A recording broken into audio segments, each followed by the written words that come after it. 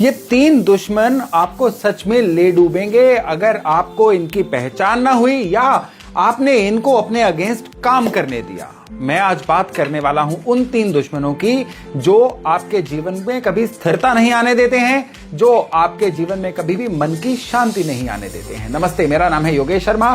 स्वागत है आपका happy life with Yogesh Sharma में। किन 3 दुश्मनों की बात कर रहा हूं? 3 दुश्मनों पे भी आते हैं, लेकिन ये 3 दुश्मन आपके जीवन को प्रभावित किस तरह से करते हैं।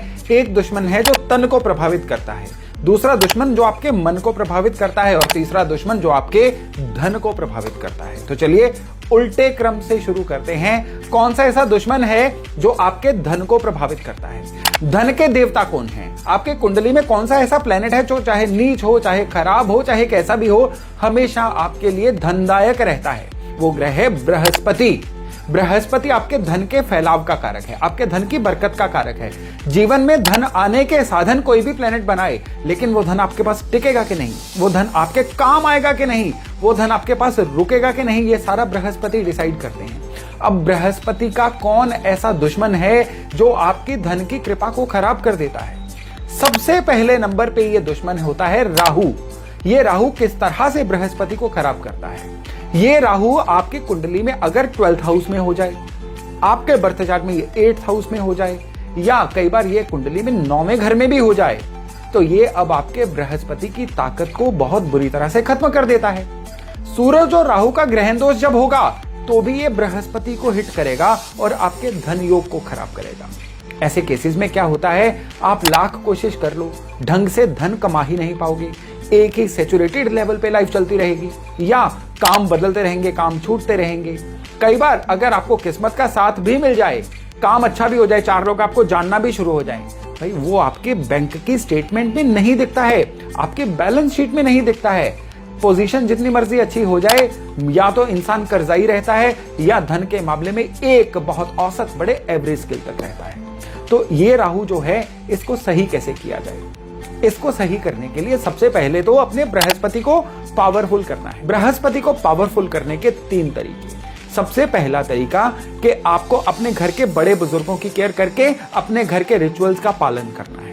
बृहस्पति को दूसरा तरीका है अपने इष्ट देव जिनको भी आप मानते हैं, उनकी निरंतर आराधना प्रार्थना करते रहिए। आराधना प्रार्थना पे मैं बहुत जल्दी ही एक वीडियो भी लेके आ रहा हूं, जिसमें विस्तार से इसकी चर्चा करेंगे कि क्या तरीका सही होता है और कौन से तरीके से आपकी आराधना ईश्वर तक नहीं पहुंचती है। खैर, आपको पूजा पाठ में भी एक लिमिटेड लेवल तक मग्न रहना है, जुड़े रहना है डिवाइन से। ये आपके बृहस्पति को सही करता है। और तीसरा, आपके घर को वेंटिलेटेड रखना चाहिए। घर के अंदर हवा का आदान प्रदान जितना अच्छा होगा, आपके बृहस्पति उतने अच्छे होंगे, और नतीजतन क्या होगा, आपके धन की बरकत होगी, धन के आने के नए रास्ते खुलेंगे और जीवन में बृहस्पति की कृपा बनी रहेगी। अब इसी उल्टे क्रम में चलते हुए मन पे आते हैं। मन के कारक चंद्रमा और मन को स्टेबल रखने का कारक बुध करते हैं, क्योंकि बुध बुद्धि के भी कारक हैं। अब ये जो चंद्रमा है, ये खराब होते हैं केतु की वजह से। सबसे बड़े दुश्मन नंबर 2 आ गए, केतु। केतु कैसे खराब होते हैं?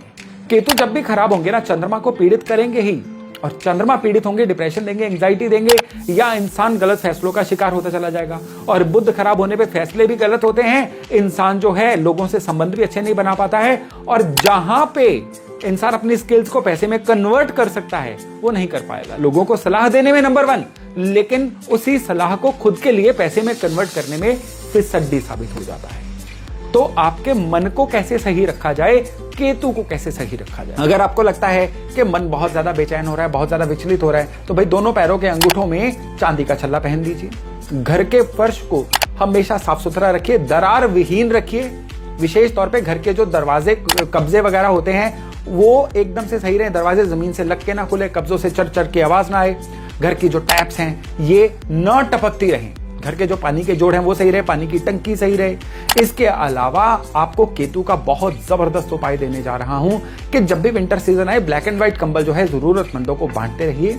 हमेशा आपके केतु आप पे कृपा बनाए रखेंगे, और जब केतु सही होंगे ना, चंद्रमा अपने आप बलवान हो जाएंगे। विशेष तौर पे अपने मदर के हाथ से चांदी का एक कॉइन लेके अपने धन स्थान पे रख लीजिए। आपका चंद्रमा जो है बहुत ही बढ़िया हो जाता है, और इससे ना केवल धन कृपा भी आएगी, बल्कि मन एकदम से सही रहेगा। और रही बात बुध की, चांदी का एक बिना जोड़ का छल्ला लेके उसको अमावस वाले दिन महालक्ष्मी का पूजन करके अपने दाएं हाथ के रिंग फिंगर पे पहन लीजिएगा। आपके बुध भी आपके ऊपर कृपा बनाए रखेंगे। अब इसी उल्टे क्रम में चलते हुए तन पे आते हैं। कहते हैं ना, एक सेहत सही हो तो जीवन में 100 नियामतें मिल जाती हैं। अब सेहत को सही रखने में कौन से प्लेनेट सबसे ज्यादा जिम्मेदार होते हैं? अब सेहत का मामला ऐसा है कि जिसमें हर प्लेनेट अपना अपना योगदान देता है। सूर्य अच्छे होंगे तो इम्यूनिटी होगी, चंद्रमा अच्छे होंगे तो इंसान का थॉट प्रोसेस या एंग्जाइटी नहीं होगी। एक स्ट्रेस भी तो 20 बीमारियों को जन्म देता है। आपके मंगल अच्छे होंगे तो ब्लड जो है उसकी सर्कुलेशन सही रहेगी और उसकी वजह से भी जीवन में कृपा आती रहेगी। आपके बुध अच्छे रहेंगे तो नसें सही रहेंगी, गुरु अच्छे रहेंगे तो मेटाबॉलिज्म और लीवर भी सही रहेगा, शुक्र अच्छे रहेंगे त्वचा भी सही रहेगी और इंसान जो है एक बहुत अच्छी लुक्स का मालिक भी रहेगा। शनि अच्छे रहेंगे तो ओवरऑल इंसान का जो स्ट्रक्चर होता है, जिसको हम ढांचा बोलते हैं, वो सही रहेगा, जोड़ भी सही रहेंगे। जोड़ों की बात चलिए तो केतु जो है ये आपकी रीढ़ की हड्डी जोड़ों को इंडिकेट करते हैं। और राहु सही रहेंगे तो कोई भी दिक्कत आएगी ना वो डायग्नोज हो जाएगी। राहु सही रहेंगे तो न्यूरल सिस्टम जो है दिमाग का वो भी सही रहेगा। इस तरह से हर ग्रह आपने देखा कि आपके शरीर में किसी ना किसी चीज को लेकर अपना योगदान दे रहा है। अब सेहत खराब कैसे होती है? जब सूर्य कमजोर होते हैं तो इम्यूनिटी वीक, हर चेंजिंग सीजन में इंसान बीमार। तो अब जैसा मैंने आपको बताया, आपकी सेहत में जो भी दिक्कत आ रही है ये किसी ना किसी प्लेनेट की खराबी की वजह से आती है। अब कौन सी ऐसी ताकत है, तीसरा कौन सा ऐसा दुश्मन है जो हमेशा आपकी सेहत को खराब करके रखता है? इनमें से सबसे पहला दुश्मन है आपकी कुंडली में ग्रहण दोष का होना, चंद्र केतु एक साथ होना या सूरज राहु का एक साथ होना। ये सेहत को बहुत हद तक डामाडोल करता है। और दूसरे नंबर पे सबसे बड़ी जो बात आ जाती है ना सेहत खराब होने में, ये होती है आपके मंगल का खराब होना। मंगल बहुत खराब हो जाए ना तो कभी ना ठीक होने वाली बीमारियां भी देता है। और मंगल खराब हो जाए तो इंसान के जीवन में एक प्रॉब्लम ठीक होती है, दूसरी आ जाती है, दूसरी ठीक होती है, तीसरी आ जाती है। मंगल अच्छे होते हैं ना तो ये राहु को भी कंट्रोल करते हैं और राहु जब अच्छा होता है तो प्रॉब्लम डायग्नोज भी होती है, सही भी होती है।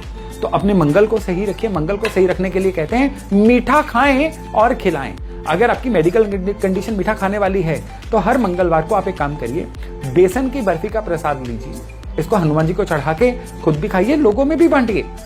ये जो उपाय है ना आपके मंगल को भी चुस्त दुरुस्त रखेगा और आपके जीवन में आपकी हेल्थ को भी एकदम से सही रखेगा। और दूसरे, एक नीम का पौधा हर साल में एक बार किसी भी जमीन में लगाते रहिए, इससे भी आपके मंगल हमेशा आपके कंट्रोल में रहते हैं। तो दोस्तों, तन मन धन इनको बचाने के लिए जो जो आपके मेन दुश्मन है इनको सही रखेंगे तो जीवन में धन भी आता रहेगा, मन प्रसन्न रहेगा और मन से ही सारी खुशियां उपजती हैं। और साथ में सेहत जो सबसे जरूरी है वो भी हमेशा आपके साथ रहेगी। तो मैं आशा करता हूं ये जानकारी आपके खूब काम आने जा रही है। तो चलिए बहुत जल्द मिलते हैं नए टॉपिक नए विषय के साथ। अपना खूब ध्यान रखिएगा। नमस्ते।